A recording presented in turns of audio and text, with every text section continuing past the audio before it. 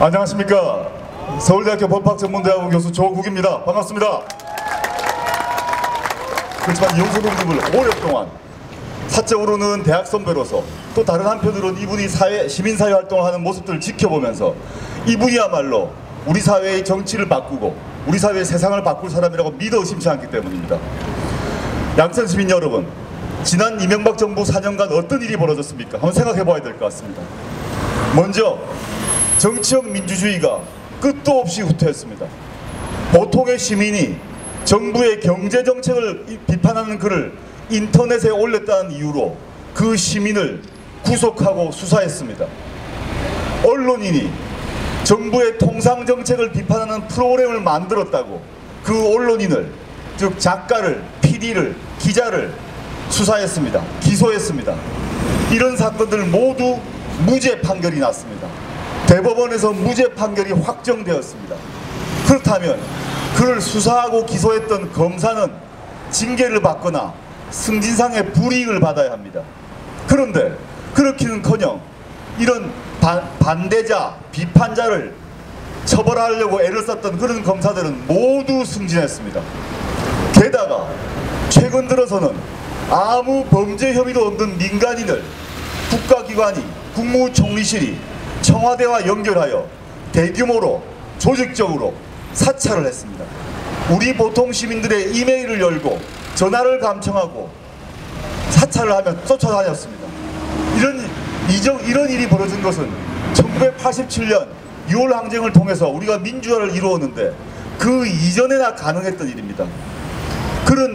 이렇게 해서 정치적 민주주의를 바닥으로 추락시켰습니다. 두 번째, 민생의 문제입니다. 이명박 대통령께서 과거 대선 후보 시절에 TV 광고를 찍었습니다. 그 광고에서 이명박 대선 후보는 국밥을 먹으면서 이렇게 말했습니다. 경제만큼은 살리겠다고 말했습니다. 그 결과가 무엇입니까? 대한민국 시민들, 국민 모두, 양천 구민 모두 자신들의 삶을 돌아보십시오. 여러분들의 민생이 나아졌습니까? 여러분의 자신의 장사가 잘 되십니까? 여러분의 아이의, 자식의 취업이 어떻게 되었습니까?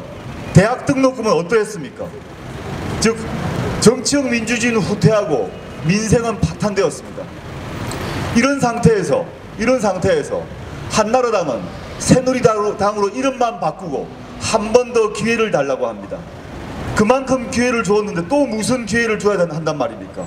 이제 바꿔야 할 때입니다. 제가 저희 집 근처에 붙어있는 새누리당의 플랜카드를 보았습니다. 그 플랜카드에 이렇게 써 있었습니다. 경제민주화 복지를 새누리당에 하겠다고 써 있었습니다. 제가 너무 기가 막혀서 억장이 무너졌습니다. 지난 4년간 새누리당, 그 과거 한나라당은 복지 그리고 경제민주화를 얘기하는 사람들에 대해서, 경제민주화와 복지를 얘기한 정당에 대해서 좌익이다, 빨갱이다, 파퓰리즘이다 끝도 없이 비난했습니다. 근데 지금 갑자기 선거가 다가오니까 표를 얻기 위해서 민생이다, 복지다, 경제민주화를 얘기하고 있습니다. 절대 속아서는 안 됩니다. 절대 속아서는 안 됩니다.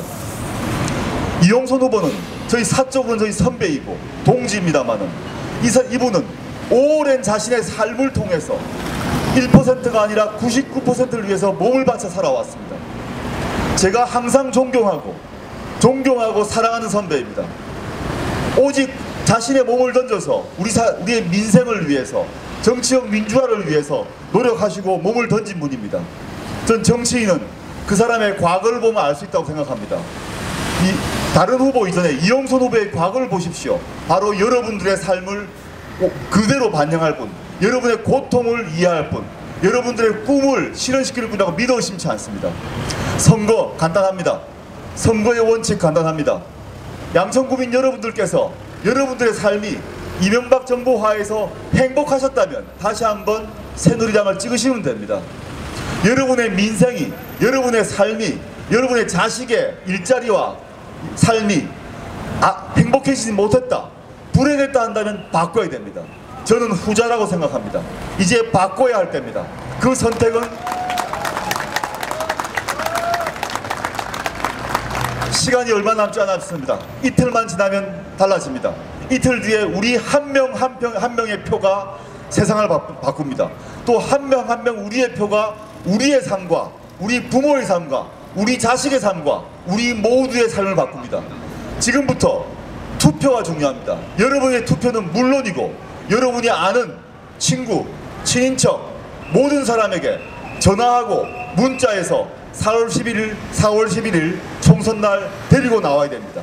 그래서 선택은 야권 단일 후보를 선택함으로써 진짜 민생이 중심이 되는 세상, 복지가 중심이 되는 세상을 만들어야 됩니다. 재벌이 중심이 되는 세상, 1%의 부자만 떵떵거리고 행복할 수 있는 세상이 아니라 중소기업과 영세상인과 노동자와 일하는 사람들이 중심이 되는 그런 세상을 만들어야 될 것입니다.